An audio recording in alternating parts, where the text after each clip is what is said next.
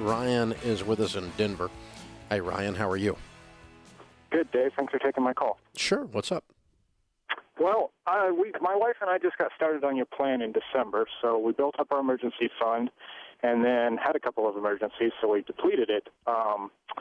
Anyway, we're trying to build that back up, and I got a settlement offer from one of my credit cards who I owe almost $11,500 to settle for 30% of that. So they're offering to settle for $3,465. Excellent.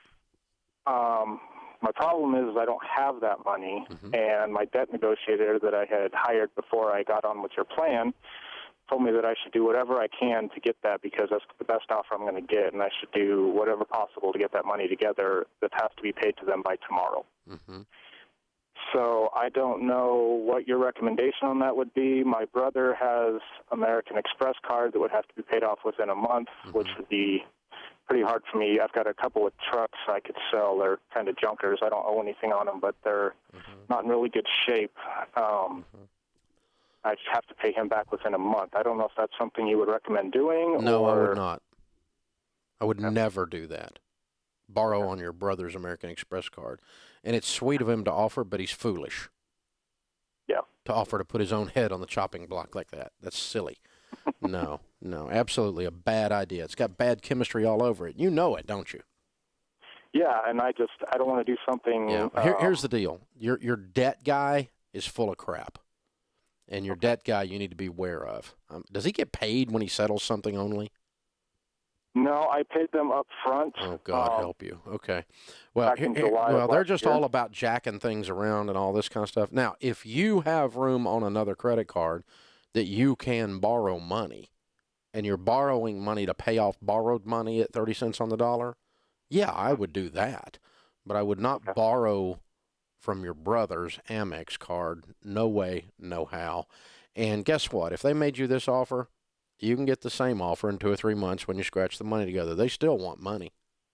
Right. Just keep if you got a copy of the offer in writing? Yeah, they sent me a letter that I received on Friday. Great. And they gave you 3 days. Pretty much. They gave me until tomorrow. Yeah, so here's the idea. I'll be happy to accept the offer, but I need 30 days. Okay. And if you can give me 30 days, fine. If not, you're going to get no money until you give me the same offer again. Right. Yeah. And I hadn't worried about them or anything because we were following your plan. Yeah, follow the plan and make sure you keep $1,000 in the bank at all times minimum as your starter emergency fund. And you settle with these people over and above that, money you scratch together over and above that. But what this does do is it does shock the system of your life, and it makes you go, okay, if I get my freaking act together and I get rid of these junk trucks and I really start scratching and saving, I'm really going to be able to do this. Right. Now, you can't do it by tomorrow, not unless you do something insane. Yeah, and I didn't want to have to borrow from family to pay off a credit card. That's under the insane column. Yep. Yeah. And so do you have the ability to borrow the money off another card or something like that? Yourself, of yours?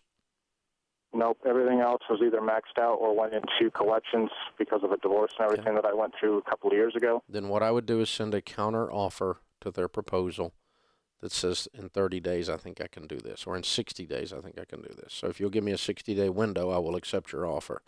Otherwise, I can't. But the offer is acceptable. The deadline is not. Okay. There's no rule that says you can't continue the negotiation.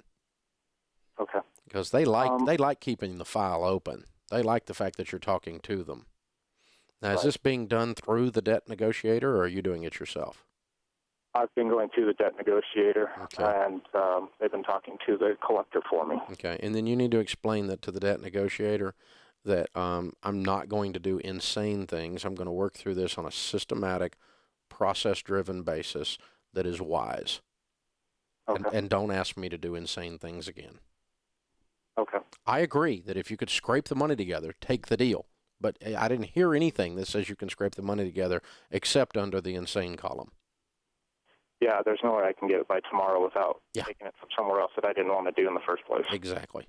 So we're not going to switch bad credit card debt for payday lender. You follow me? Just don't do that stuff. You see the difference in the feeling in your stomach now that we're talking about it versus when you were talking to that guy? Yes. That's what I want you to stick with. That sense of I'm going to win, but I'm going to win like the river beats the rock. Just over time, the rock becomes smooth because the river never quits, and that's why you're going to win. But it's not because you just jump around and go one insane thing to another insane thing. Right. And so walk your way through it. You'll be fine. Keep negotiating with them. So go back to your debt guy and say, don't bring me any more insane things, but I'd like to counteroffer with 60 days. I'll be happy to accept this offer.